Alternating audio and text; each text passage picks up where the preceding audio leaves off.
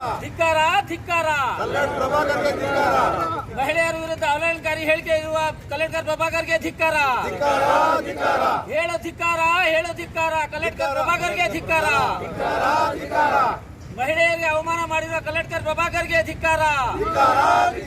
Collector ಪ್ರಭಾಕರ್ಗೆ ಧಿಕ್ಕಾರ. ಮಹಿಳೆಯರಿಗೆ ಅವಮಾನ ಮಾಡಿರುವ ಕಲೆಕ್ಟರ್ ಪ್ರಭಾಕರ್ಗೆ ಧಿಕ್ಕಾರ.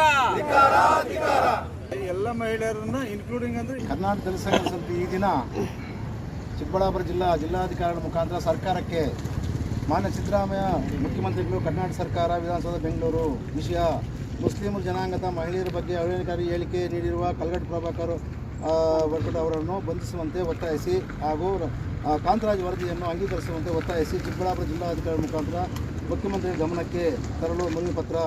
ಮಂಡ್ಯ ಜಿಲ್ಲೆಯ ಶ್ರೀರಂಗಪಟ್ಟಣದಲ್ಲಿ ಕಳೆದ 2023ರಲ್ಲಿ ಡಿಸೆಂಬರ್ 24ರಂದು ಹಿಂದೂ ಜಾಗೃತ ವೇದಿಕೆಯಲ್ಲಿ ನಡೆದ ಕಾರ್ಯಕ್ರಮವೊಂದರಲ್ಲಿ ಮಾತನಾಡಿದ ರಾಷ್ಟ್ರೀಯ ಸ್ವಯಂ ಸೇವಕ ಸಂಘ RSS ಪರಿವಾರದ ಪ್ರಮುಖ ದಕ್ಷಿಣ ಕನ್ನಡ ಜಿಲ್ಲೆಯ ಭಟ್ಕಳ ತಾಲೂಕಿನ ಹೊಲಸು ನಾಲ್ಗೆಯಲ್ಲಿ ಕಲೆಕ್ಟರ್ ಪ್ರಭಾಕರ್ ಭಟ್ರು ಮುಸ್ಲಿಂ ಮಹಿಳೆಯರಿಗೆ ದಿಗ್ಬಂಧ ಗಂಡ ಪೂರ್ತಿ ಎಂದು ಪರ್ಮನೆಂಟ್ ಗಂಡನೆಂದು ಇರಲಿಲ್ಲ, ಅವರಿಗೆ ಪರ್ಮನೆಂಟ್ ಗಂಡನನ್ನು ಕೊಟ್ಟಿದ್ದು ಮೋದಿ ಸರ್ಕಾರ.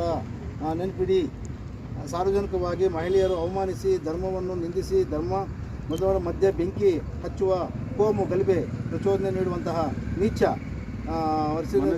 ಕಲ್ಗಡ ಪ್ರಭಾಕರ್ ಭಟ್ ಅವರನ್ನು ದೇಶ ಭಾಷಣದಿಂದ ಶಾಂತಿಯನ್ನು ವಾತಾವರಣ ಸೃಷ್ಟಿಯಾಗಿ ಜೀವನ ಹಾನಿಯಾಗಿ ಅನುಭವಿಸಬೇಕಾಗಿದ್ದ ಇಂತಹ ದೇಶ ಕಾರ್ಯಕರ್ತರ ಭಾಷಣ ಗೈರಾಗಿರುವ ವಿರುದ್ಧ ನಿರ್ದಾಕ್ಷಿಣ್ಯ ಕ್ರಮ ಕೈಗೊಳ್ಳಬೇಕೆಂದು ಸುಪ್ರೀಂ ಕೋರ್ಟ್ ಆದೇಶಿದೆ. ಅಲ್ಲದೆ ದೇಶ ಭಾಷಣ ಆಗದವರ ವಿರುದ್ಧ ಪೊಲೀಸರು ಸ್ವಯಂ ಪ್ರೇರಿತವಾಗಿ ಪ್ರಕರಣವನ್ನು ದಾಖಲಿಸಿಕೊಳ್ಳಲು ಅವಕಾಶ ಇದ್ದರೂ ಅವರ ವಿರುದ್ಧ ಯಾವುದೇ ಪ್ರಕರಣ ದಾಖಲಿಸಿ ಕ್ರಮ ಕೈಗೊಳ್ಳಲು ಪೊಲೀಸ್ ಇಲಾಖೆ ವಿಫಲವಾಗಿದೆ.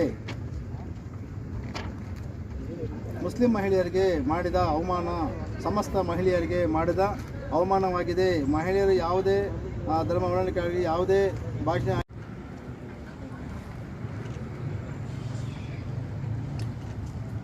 Okay sir.